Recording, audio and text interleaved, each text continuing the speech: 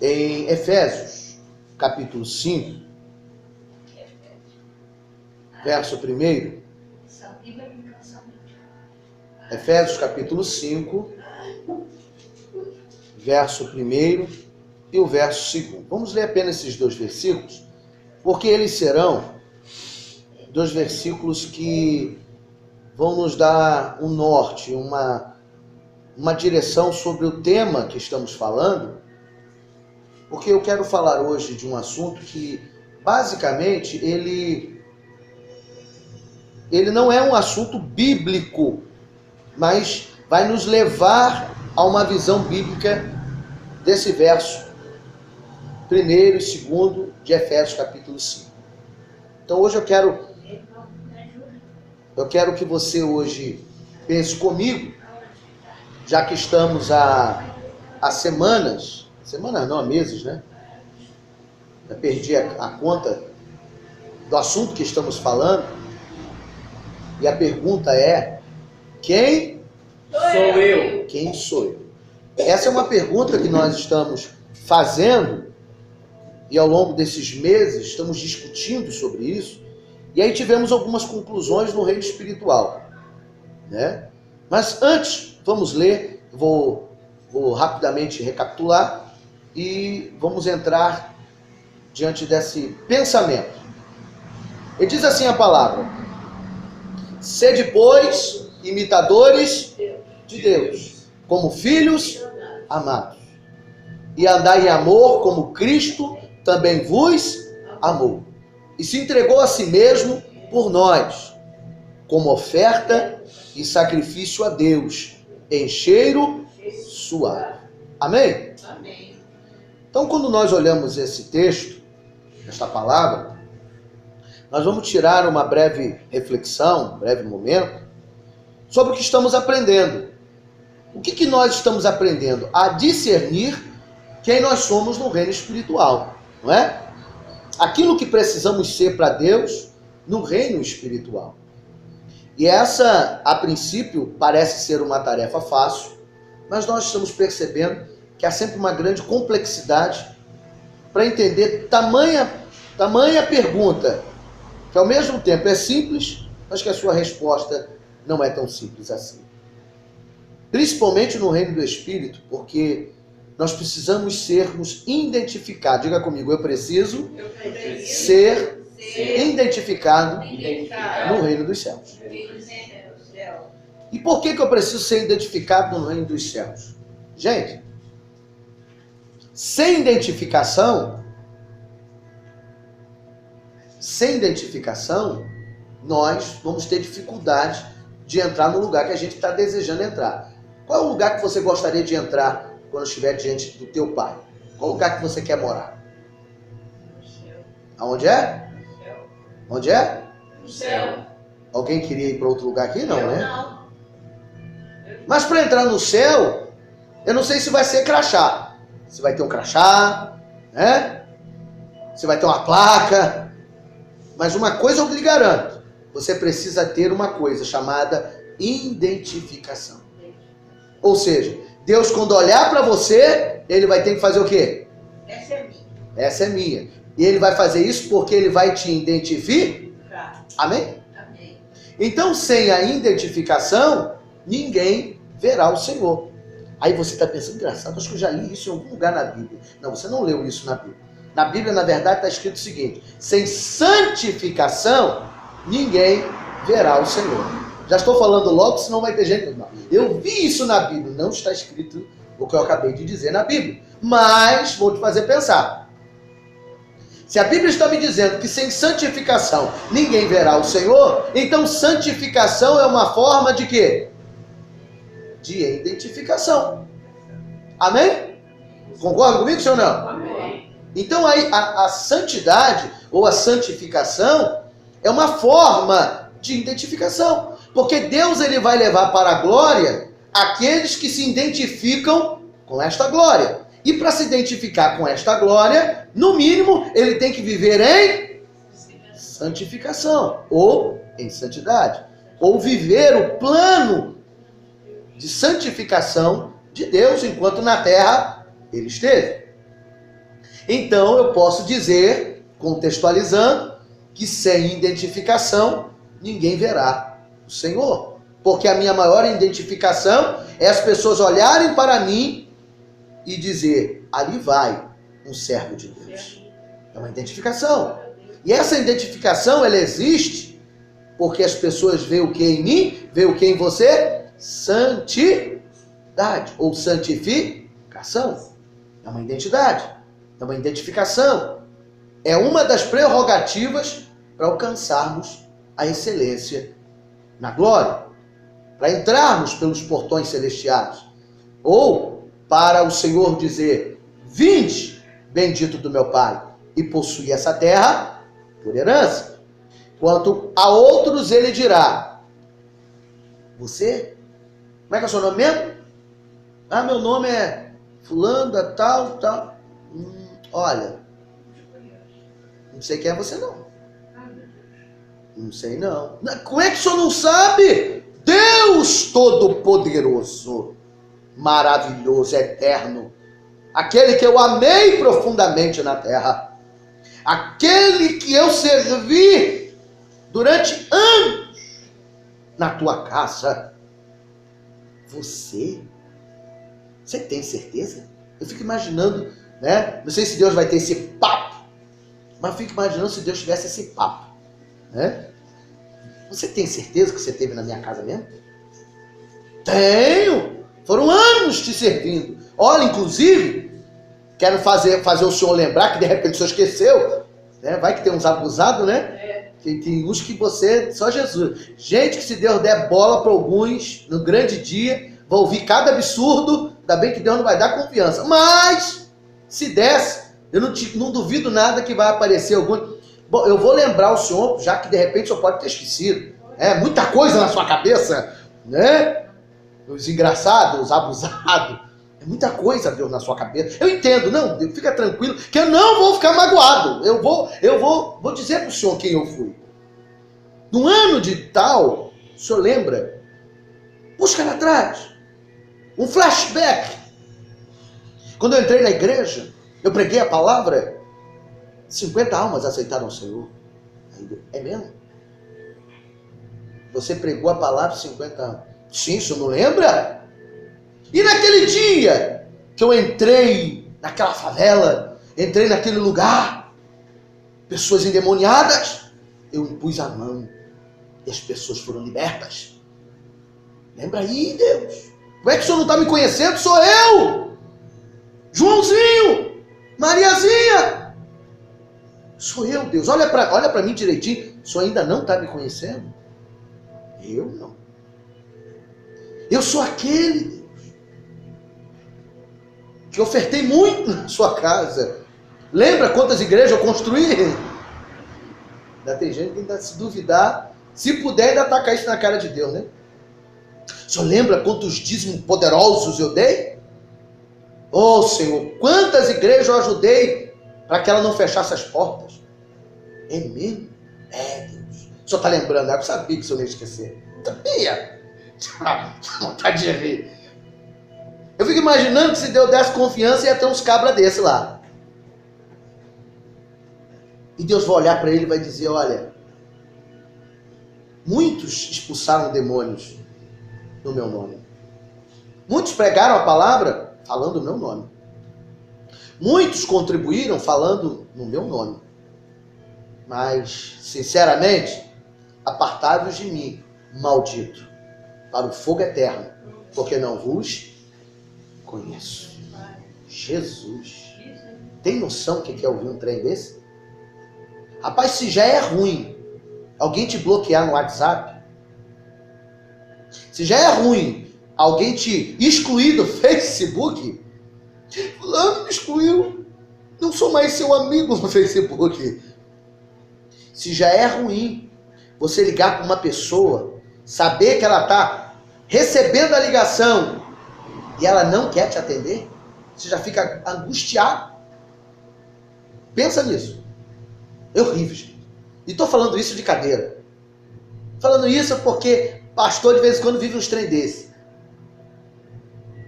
Né? É às vezes você viver ao longo do seu ministério só querendo realmente ajudar, abençoar, né? E aí, deve ser um negócio muito ruim, né? Quando alguém vive isso. A gente fica angustiado, agoniado, quando alguém não nos atende. Agora, pensa comigo. Imagina Deus dizer para esse cabra: apartai-vos, maldito, para o fogo eterno, porque não vos conheço. Não deve ter coisa pior do que isso, não. É uma sensação terrível. O problema é que ele vai ter essa sensação durante a eternidade, né? Porque quem ouvir essa voz, vai ouvir essa voz ecoar na eternidade.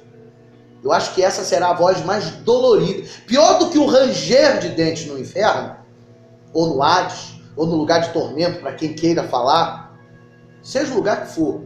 Mas essa voz dizendo que eu não te recebo, que eu não te quero perto de mim, que eu não me identifiquei no meu reino, você para mim é um estranho, né? É um estranho.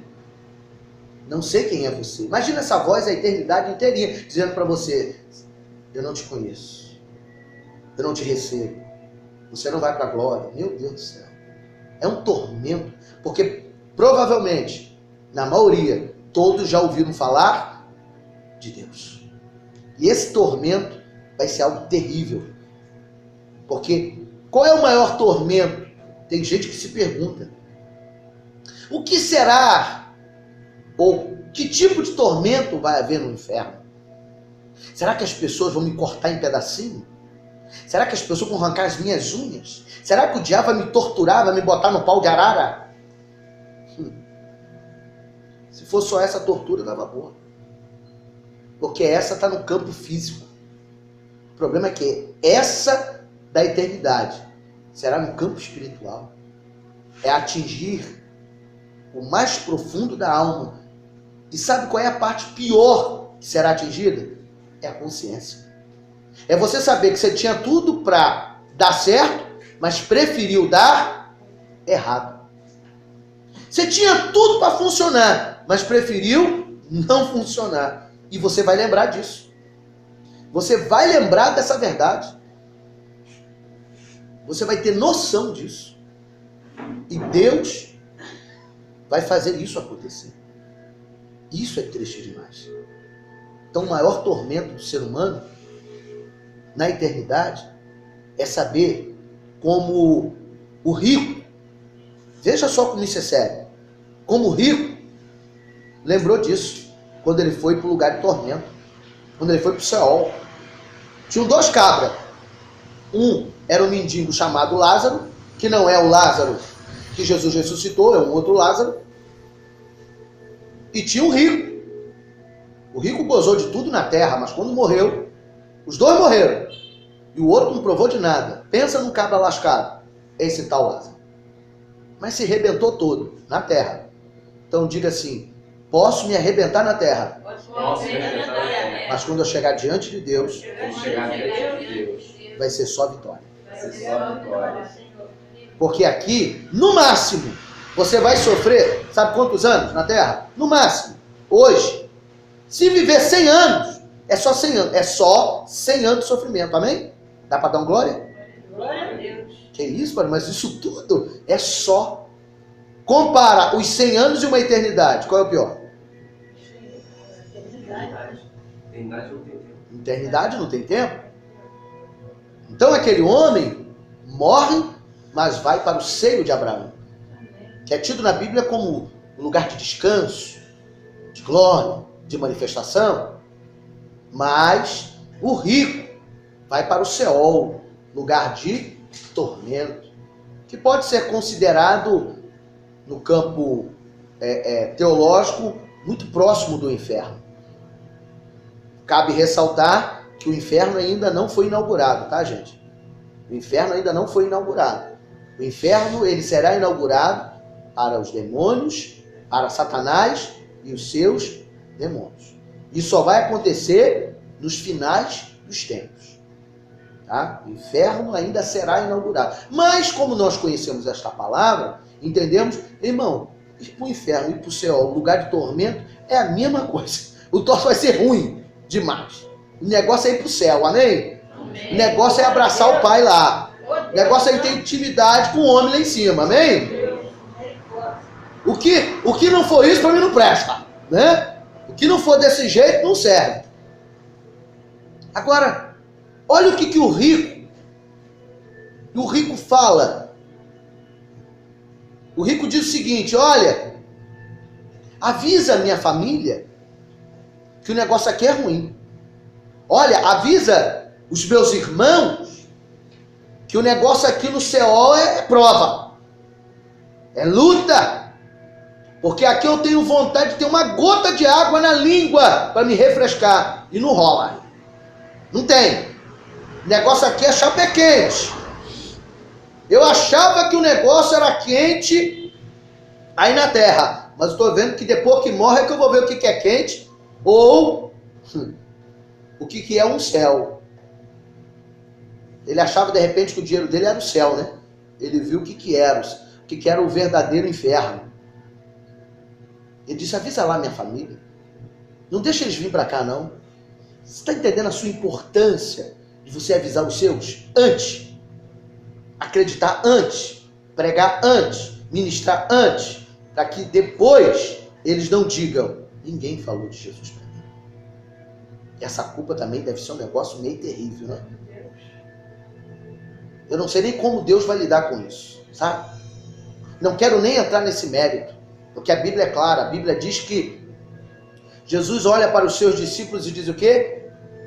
Ide por todo mundo e pregai o e fazei discípulos. Nós estamos debaixo dessa visão, principalmente no contexto dessa palavra que estamos pregando há meses.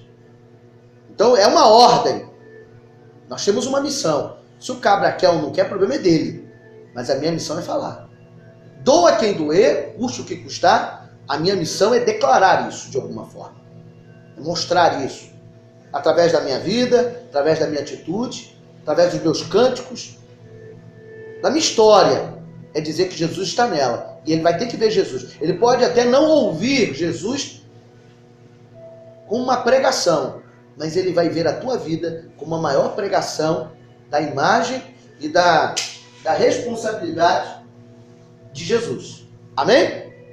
Amém. É isso que Jesus está tentando nos ensinar aqui nessa ministração. É isso que Deus está tentando alertar a nossa alma. Porque o rico entra em desespero e não tem jeito. E o que eu estou tentando dizer? Ele lembrou ou não lembrou da história dele? Ele não lembrou ou não lembrou que tinha família? Lembrou ou não lembrou que ele estava num lugar muito ruim e que não queria que ninguém fosse para lá? Então o maior tormento não é o diabo espetando com garfo, não. Ai, será que o capeta vai ficar me espetando a noite inteira? Ele não vai nem precisar fazer isso. A tua consciência, no lugar de tormento, será o pior tormento da sua história. Porque a gente, quando dorme, ou pensa em dormir, quando tem um negócio que nos incomoda na cabeça, a gente não consegue nem dormir. Aquilo perturba, aquilo fica assim, recorrendo. Ai, eu quero dormir, Senhor Jesus tem poder, e ora, e dobra o joelho, deita, senta, chora, se estende no chão, você faz de tudo. Mas o troço, quando é ruim, você faz de tudo. Parece que aquilo não sai da tua cabeça. A mulher, então, tem uma facilidade danada de viver isso, né? Homem, às vezes, está com um problema, bate na cama e dorme. Salve algumas exceções, mas tem problema na vida de um homem, aquele problema. Mulher quase tudo, mas tem algumas coisas na vida de um homem que quando é aquele problema ali, ele não consegue dormir. Aquilo tira o sono dele. Aquilo tira a paz dele. Aquilo faz ele... Então, o que é isso? A consciência. A consciência está ali, ó, martelando, batendo. Agora você imagina no inferno. Ou no lugar de tormento. Ou no céu. Porque aquele homem, ele tinha consciência. Aí quem sabe, aproveitando o ensejo, você possa se perguntar, e no céu? Nós vamos lembrar? Não. E eu vou te explicar por quê. Oh, glória! E eu vou te explicar por que não. Porque o céu é lugar onde não vai ter o quê? Pranto e ranger. Amém? Amém. Se na glória não vai ter lágrimas, nem pranto e nem ranger de dentes, então nós temos que parar para pensar. Você é mãe de 10 filhos. Pai de 10 filhos. Uma família que você sempre amou na terra, independente de como eles eram. Mas era uma família linda. Né? Podia ter um biriteiro no meio, um drogado, um cachaceiro, um zoador, um perturbado. Mas era a tua família. E você amava cada um deles. Só que você viveu a sua vida pautada em Deus. Cuidou das coisas de Deus. Amou a Deus. Viveu com Deus. Pregou. Fez tudo que você tinha que fazer como servo de Deus. Então pense comigo. Você acha que Deus vai ser mau no céu com você? Você acha que Deus vai ser ruim com você no céu? Porque tudo que ele tinha que falar para você, ele falou aqui na terra. Para ver se você entrava no prumo, não é não? Você entrou e ele disse o que para você? Vinde, bendito do meu Pai, e possuí essa terra por herança. Ele te deu livre acesso porque em você tinha uma identificação. Porque você viveu em santificação. E a santificação foi a maior identidade que Deus te deu para você alcançar e passar pelos portões celestiais. Só que só você foi salvo da sua família. Só você conseguiu alcançar essa benevolência. Agora você imagina no céu, você lembrando dos 10 filhos que foi para o inferno. Você imagina lembrando do marido que foi para o inferno. Da esposa que foi para o inferno. Dos amigos que foram para o inferno. Você acha que isso vai te dar paz?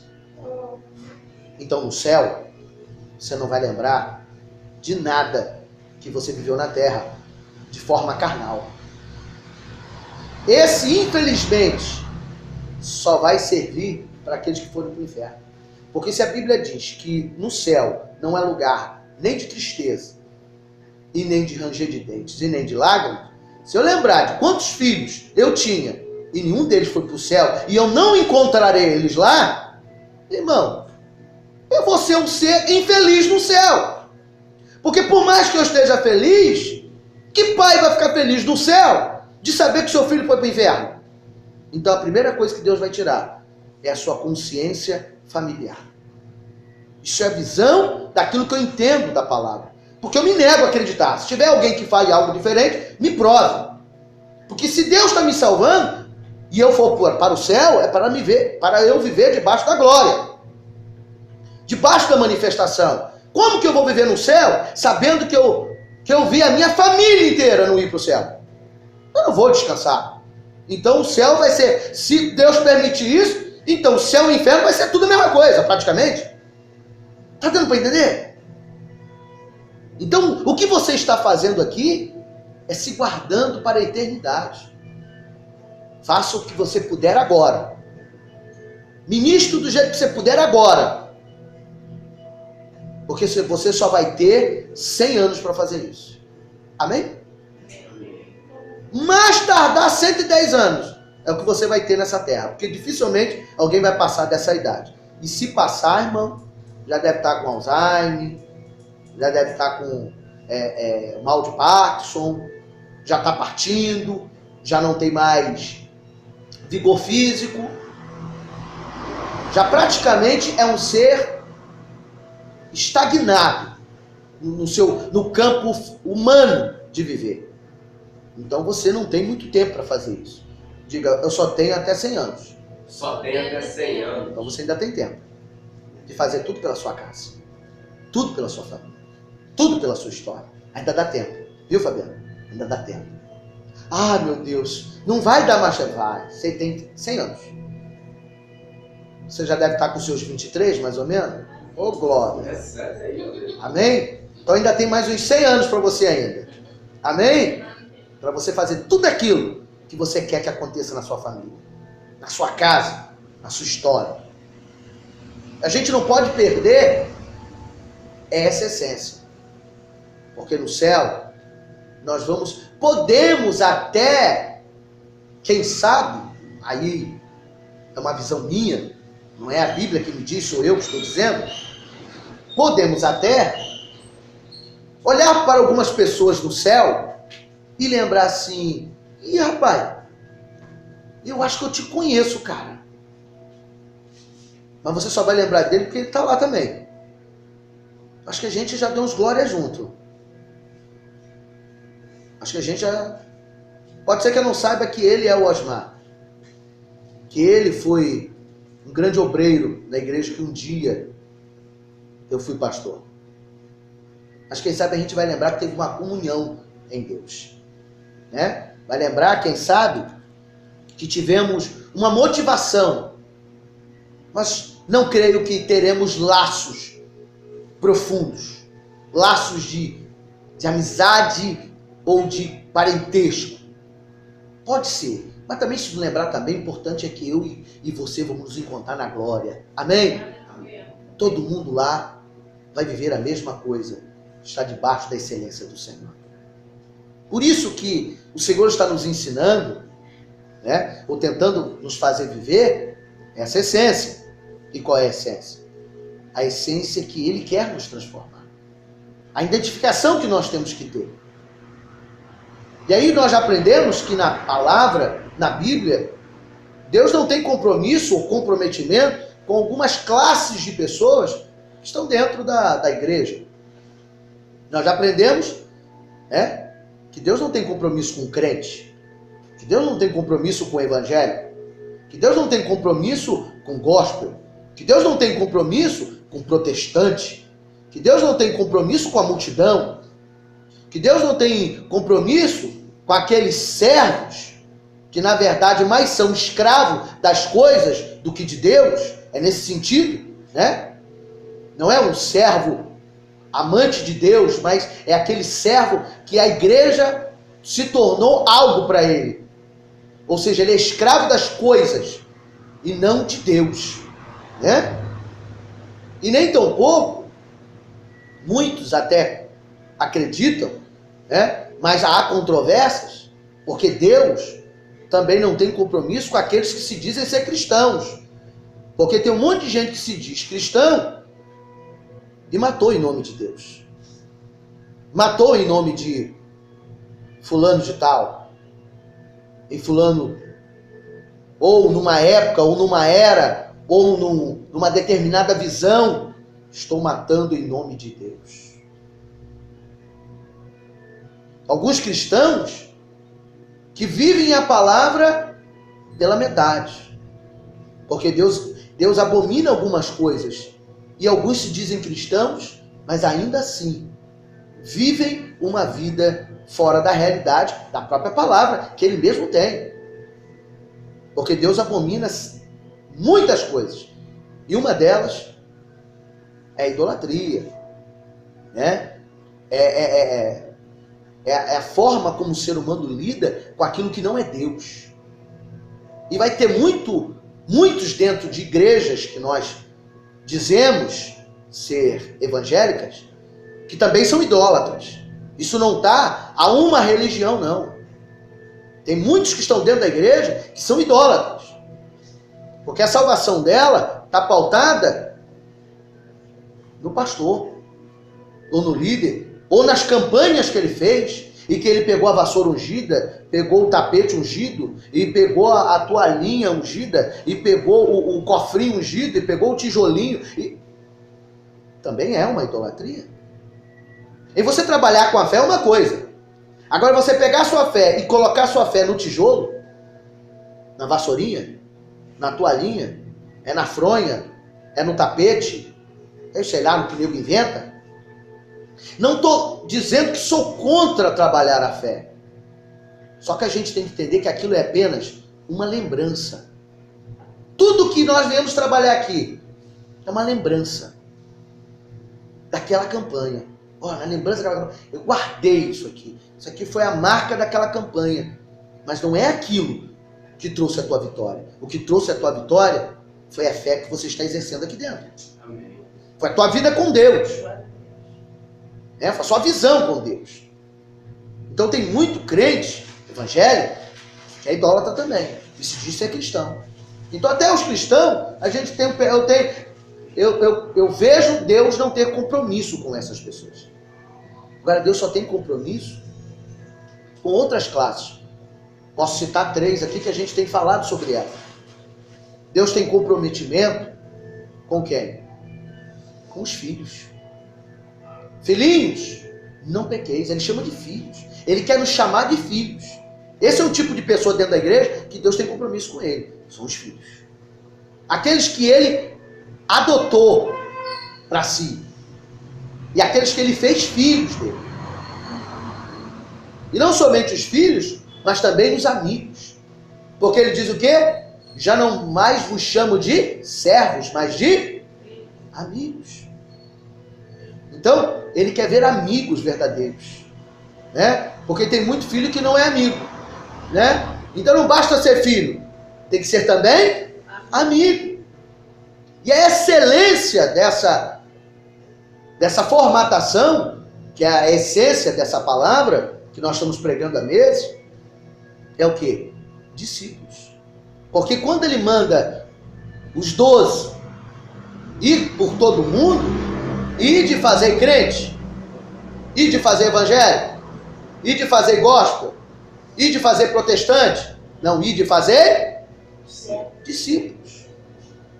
Então, Deus, na minha visão bíblica, existem no mínimo essas 3 pessoas que ele tem comprometimento. A gente pode até colocar aí o adorador, porque ele está à busca dos verdadeiros adoradores que o adoram em espírito e em verdade. Podemos botar esta quarta pessoa dentro do contexto que eu estou falando, mas ele precisa encontrar esse tipo de pessoa dentro da igreja. E nem sempre ele encontra. E aí é que está o problema. Aí é que mora, infelizmente, o tormento de muitos quando se encontrarem com ele. Que vão achar que eram crente, evangélico, gospel, cantava, fazia shows, muitos shows. Ganhava multidões para Jesus. Uau. Quem é você? Que quem morreu pelos pecados daquela multidão não foi você não. Foi o meu filho. Você não tem participação nenhuma nisso. Se eles vieram à frente, é porque o Espírito Santo que eu deixei na terra convenceu a eles dos pecados. Eu quis te usar para ver se você entendia. Porque do que adianta ganhar o mundo inteiro e perder a própria alma? Não é isso que a Bíblia diz? Então não adianta ganhar uma multidão se você vai para o inferno. Então de repente é melhor ganhar 3, 4 e ir para o céu todo mundo do que entrar nessa de querer ganhar a multidão vai e você fica. Que graça teve? Nenhuma. Porque a glória de Deus tem que ser manifestada por completo e não pela metade. Então quando nós olhamos para isso, Efésios, o apóstolo Paulo, é o mesmo que diz: sejam meus imitadores, como eu sou de Cristo. Amém? E aí ele diz o quê? Sede, pois, imitadores de Deus, como filhos amados. É isso que a gente está fazendo aqui. Ó, sede imitadores de Deus, como filhos amados. Olha o filho aí, ó. Você vai ver que na Bíblia você vai rodar ou você vai encontrar filho, amigo, né? Ou você vai encontrar o adorador, ou você vai encontrar discípulo. Porque até a palavra servo, quando Jesus fala, ele acaba dando uma outra visão para essa palavra servo. Porque diz a Bíblia, que nós já aprendemos, que servo não sabe o que o seu Senhor faz, mas o amigo sabe. Porque tem gente que está preso às coisas, e eu tenho que estar preso a Deus. Quando eu olho para isso, eu tenho que saber quem quem eu vou realmente seguir? Porque uma coisa é seguir, a outra é admirar, gostar, né? Porque o que Deus quer é que nós sejamos o que dele? Imitadores. E se imita igualzinho, né não? Você tem prazer de ser como ele. Porque ser discípulo é isso, é ser a cópia do seu mestre. E aí entra um pensamento, que eu vou levantar isto aqui, como nós já falamos bastante biblicamente, então eu vou falar aqui de alguém que não está na Bíblia, mas eu quero fazer só você pensar. A diferença entre admirar, gostar e imitar. Ser seu discípulo. É importante nós sabermos isso. Eu quero falar de um personagem que muita gente gosta muito dele. Principalmente quem tem uma abertura para a literatura. Um homem chamado Karl Marx. Diga comigo, Karl Marx. Karl Marx. Ele nasce no dia 5 de maio de 1818. Cabra é velho, né? Na Alemanha, e morreu no dia 14 de março de 1883, em Londres. Foi filósofo, economista, historiador e um revolucionário alemão. Era um homem de uma inteligência sensacional. Karl Marx, ele é detentor de alguns pensamentos e que, por certo, você vai lembrar de alguns, né? E ele até hoje ele é admirado por um grande número de pessoas. Só que eu quero trazer ele só para te fazer pensar algo no final. Então eu vou ler algumas coisas que ele escreveu. Isso, de uma certa forma, enriquece também o seu vocabulário, né? Como ser humano também. Eu acho que a igreja tem que ter esse papel também. A gente vai falar de Deus, mas tem que mostrar o lado real, né? Que a vida, ela é real.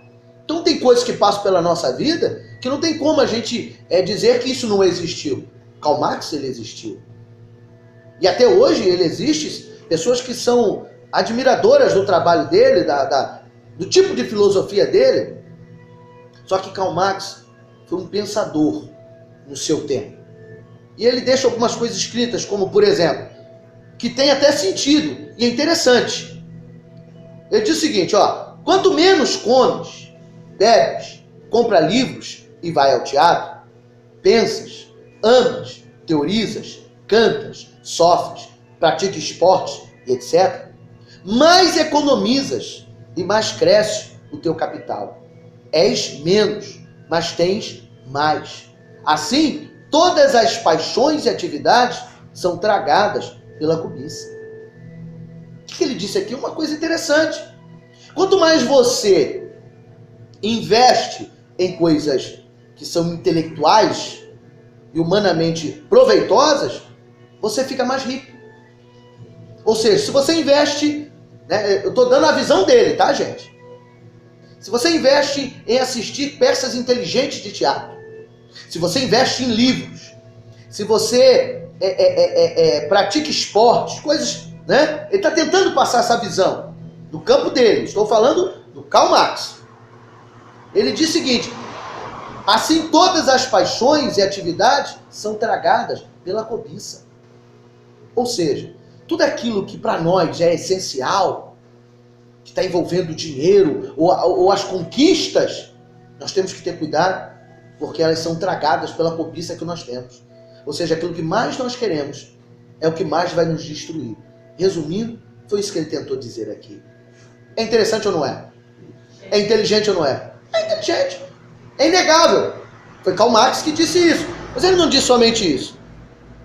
Olha só, eu acho isso aqui sensacional e a pura verdade. O trabalhador só sente vontade. Vou repetir. O trabalhador só se sente à vontade no seu tempo de folga. Porque o seu trabalho não é voluntário, é imposto. É trabalho forçado.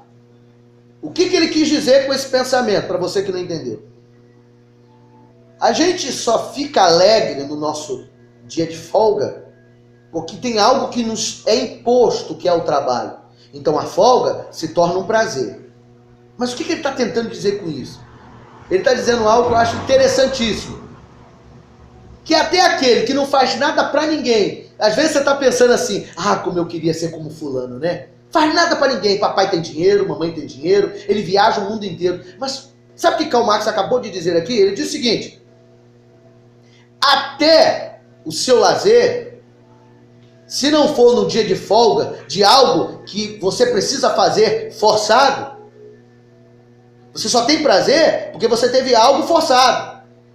Mas se for o inverso, ou seja, e se os seus dias todos na tua vida for só de folga?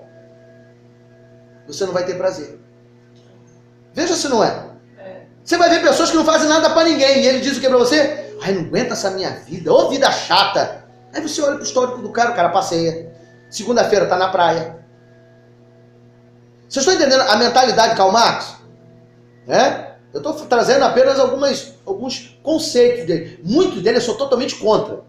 Não estou pregando a favor de Karl Marx. Eu estou só fazendo você pensar, porque no final eu vou falar algo. Ele tem alguns pensamentos interessantes. Esse é um que, de uma certa forma, eu posso aproveitar e pensar nisso. Ou seja, a minha folga, o meu lazer, só é prazeroso porque eu estou vivendo aquilo naquele momento, porque eu sofri antes. Mas se todo o seu dia for de folga, é um saco. Tem dia que como eu queria ficar uma semana em casa. Aí Deus faz o seguinte com você, bota você doente, bota uma semana em casa. Você diz, eu não aguento mais ficar em casa. Eu quero trabalhar. Você está vendo como é que o ser humano não sabe o que quer? Então o prazer dele só é porque na verdade ele está trabalhando forçado. Ele só tem prazer na folga porque já trabalhou forçado. Então a folga se torna um prazer. Mas se a vida dele for toda de folga, não tem prazer. E é verdade. Vamos lá.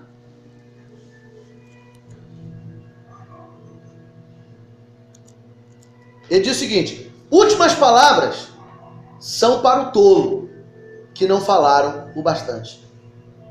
Verdade. Interessante. Geralmente um tolo, ele sempre quer dar a última palavra. Ele não aceita ficar para trás. Eu tenho que falar, quem tem que ganhar essa briga sou eu.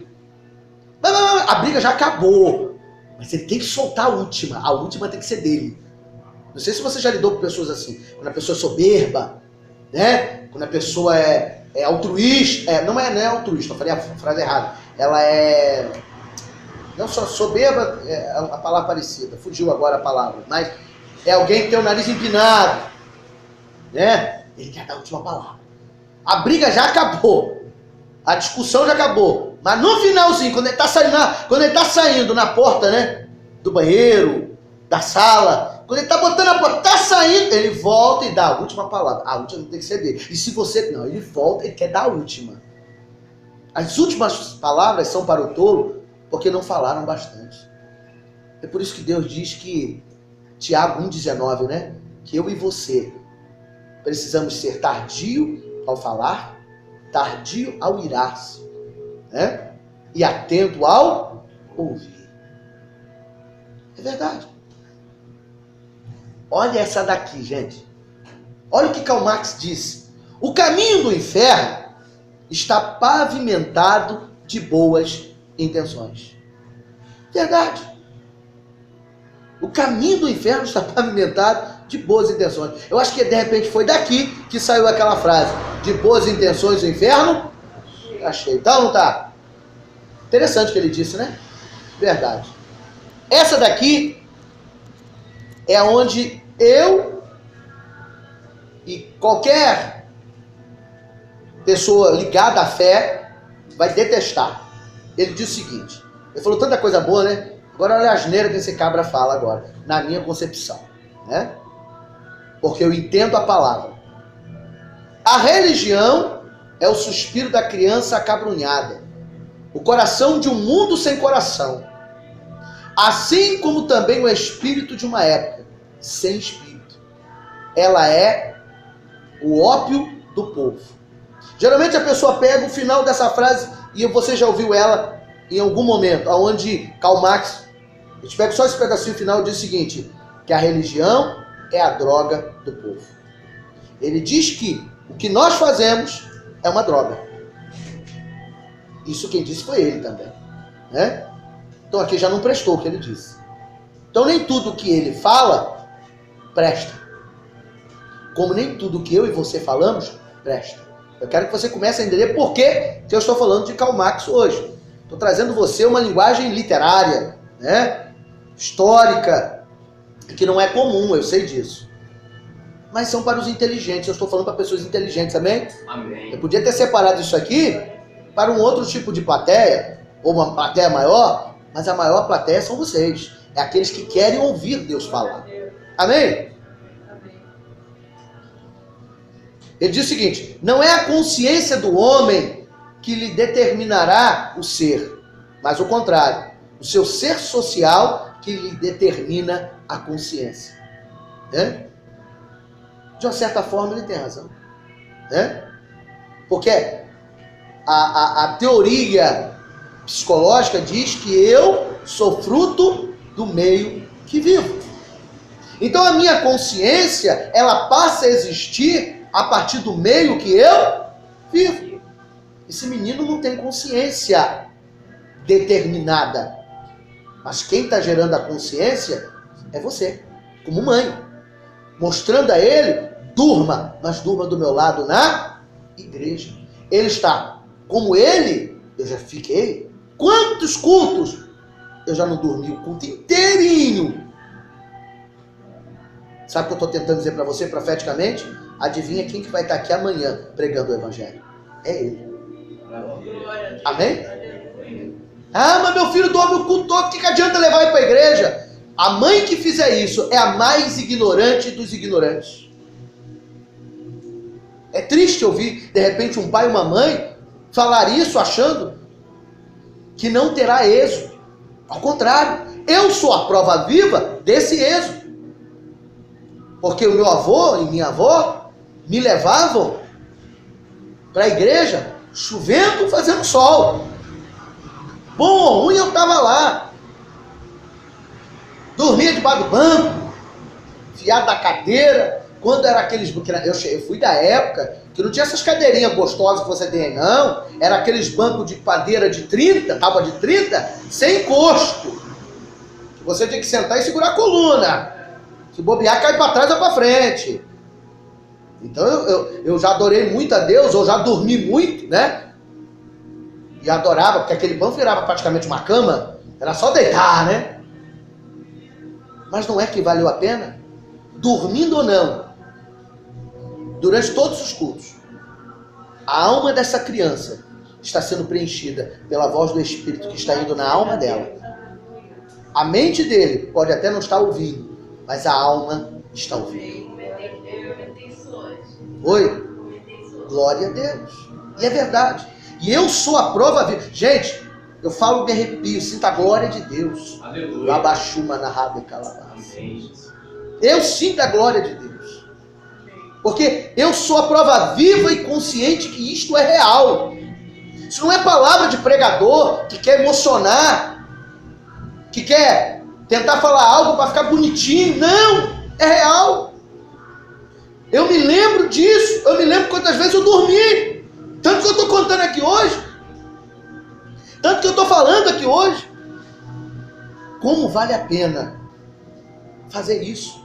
Porque o meio que ele vive é que vai determinar a consciência dele. Se você afastar ele deste meio, você pode ter certeza que alguém vai levar ele para um outro meio, que não vai ser o de Deus. Então quem tem que segurar somos nós. Então o que Karl Marx disse aqui tem uma certa coerência. É por isso que a Bíblia vai dizer algo muito próximo disso, quando diz o quê? Ensina o menino no caminho que deve andar, para que quando envelhecer, ele não se esqueça que um dia ele ouviu qual é o caminho. E é o que você está fazendo. Então, legal. Então, nós aprendemos algumas coisinhas. Eu trouxe só alguns trechos de Karl Marx. Mas é uma das literaturas, para quem gosta, que faz os estudiosos suspirarem e dizerem: eu admiro Karl Marx. Eu admiro as palavras dele, embora ele fosse ateísta, ou contra a religião, ou cada um pode falar uma coisa. Então, eu não quero julgar Karl Marx, mas ele não era um admirador do reino espiritual. Ele tinha a visão dele. Agora, por que eu falei tudo isso? Eu te faço uma pergunta. Foi boas as palavras dele aqui? Né? Interessante, não foi? Mas ele foi bom em tudo que ele disse, Karl Marx? Agora eu vou entrar onde eu quero. Algumas coisas que ele disse foram boas, foi ou não foi? Algumas coisas que você fala são boas, mas todas elas são? Karl Marx era um homem que tinha a mente dele, o pensamento dele. Pessoas admiram Karl Marx, mas a Jesus eu não só admiro, eu tenho que segui-lo. Porque Jesus não foi bom só em uma coisa, ele foi bom em todas as coisas. Ele foi bom em tudo que ele fez, em tudo que ele disse, em tudo que ele falou. Ele jamais feriu, mesmo quando estava sendo ferido. Jesus, ele deixa um exemplo, porque Jesus não era só filosofia, porque Karl Marx é filosofia pura. O que é filosofia, gente? O problema é que tem gente dentro da igreja que são crentes filosóficos. Diga comigo, crentes filosóficos. O que é que o apóstolo está tentando dizer como crente filosófico? São aqueles que acham que sabem, decoram o Salmo 23, decoram o Salmo 91, decoram alguns textos de Efésios, decoram alguns textos de 1 ou 2 Coríntios, eles decoram alguns textos sensacionais, eles decoram alguns textos de Êxodo, eles decoram alguns textos. E aí eles pegam aqueles textos, trabalham, falam, mas é tudo filosofia. Por que é filosofia? Porque não está preenchido com o que é mais importante. O que é mais importante na minha e na sua vida? A identificação, que é a santificação. Porque ele fala por falar, ele recita por recitar, ele declama por declamar. É bonito? É. Tanto que lemos Karl Marx e achamos algumas coisas interessantes, outras não, mas dá para tirar alguma lição daqui. Só que Jesus, não dá para tirar algumas lições. De Jesus, eu tiro todas as lições para a minha vida. A essência do Evangelho é para tudo. Não é para algumas coisas, mas é para todas as coisas. Então, Karl Marx, eu não sigo e não sirvo a Karl Marx. Posso admirar. Eu estou tentando fazer você entender a diferença entre admirar e seguir. Porque as pessoas podem admirar Karl Marx, mas você não vai ser um discípulo de Karl Marx, até porque ele já morreu. Mas o meu e o seu, ao terceiro dia ressuscitou. Amém? Ele está aqui conosco.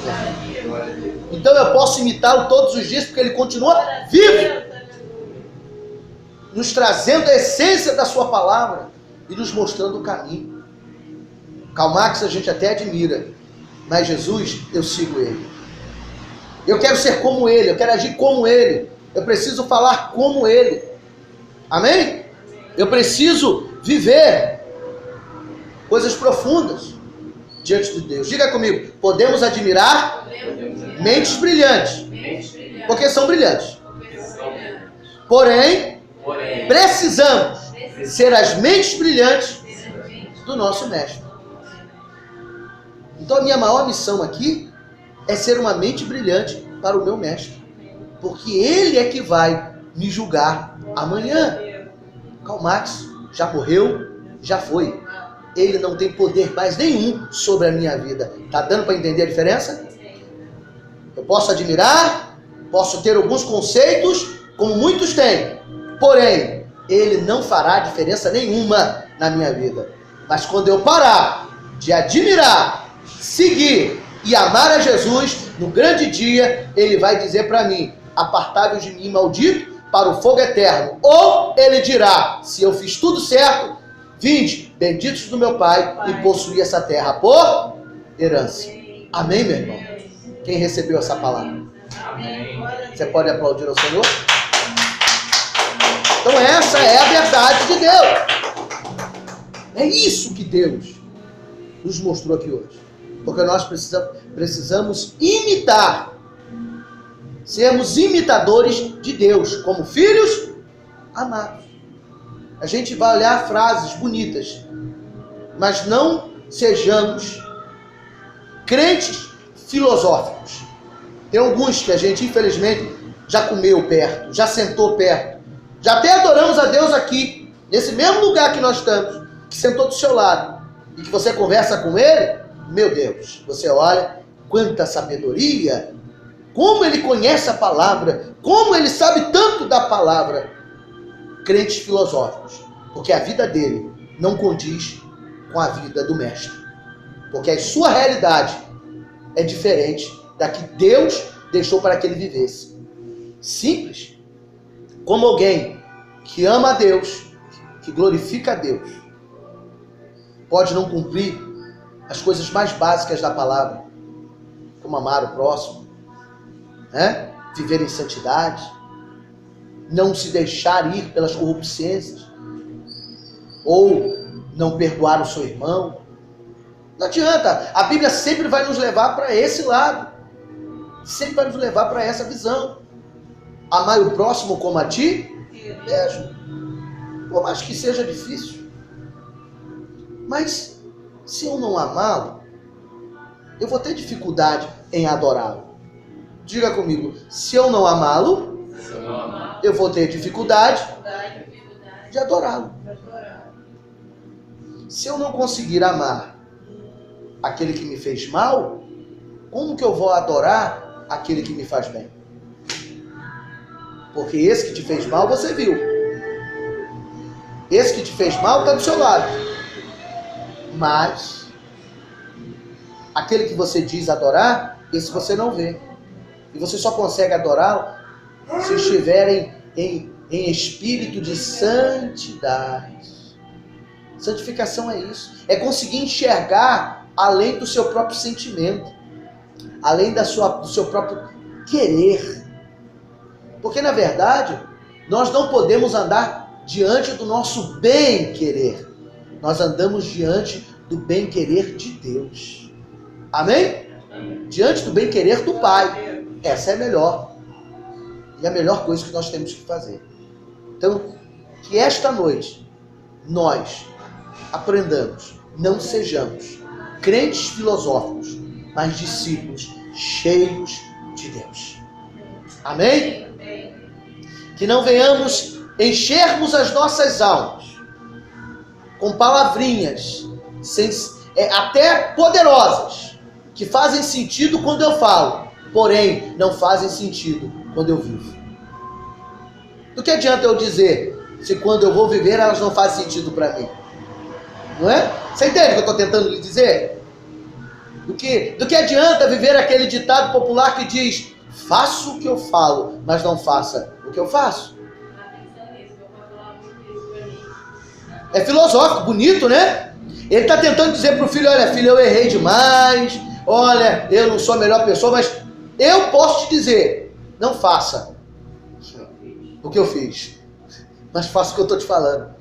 Mas eu te pergunto, essa é a pessoa que eu tenho que seguir? Porque conselho todo mundo dá. Agora, o melhor do conselho é quando você é verdadeiro no conselho que você deu. Que você vive a filosofia que você está pregando. E aí deixa de ser filosofia e passa a ser vida com Deus. Amém? Diga comigo, eu não viverei de filosofias. Eu viverei com uma vida no altar do Senhor. E acabou.